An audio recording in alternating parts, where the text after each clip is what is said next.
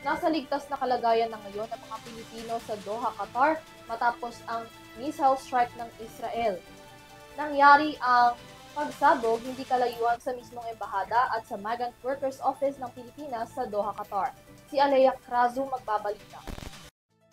Mariing kinundina ng Pilipinas ang pagsabog na naganap malapit sa Philippine Embassy sa Doha, Qatar na isang mabigat na paglabag sa pandaigdigang batas, lalo na sa mga pangunahing prinsipyo ng soberanya at integridad ng teritoryo na nakasaad sa United Nations Charter.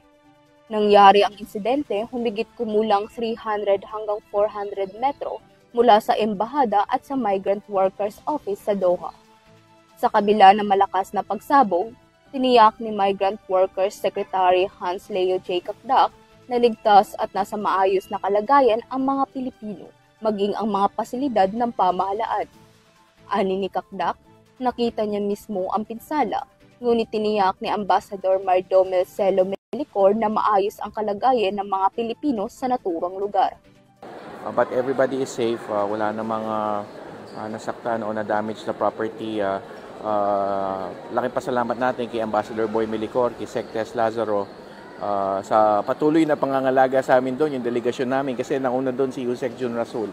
So safe naman ang ating delegasyon at syempre yung mga personnel natin sa embahada at property. So nagkaroon ng pagpupulong kasama ang Filipino community at muling ipinaabot ng pamahalaan ang katiyakan ng proteksyon at kaligtasan ng mga Pinoy.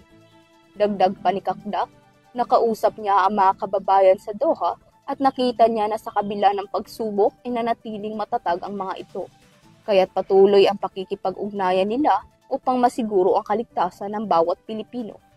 Nagpasalamat si Secretary Kakdak kay Ambassador Melicor at kay Foreign Affairs Secretary Tess Lazaro dahil sa kanilang maagap na pagkilos at pangangalaga sa mga Pilipino sa Qatar.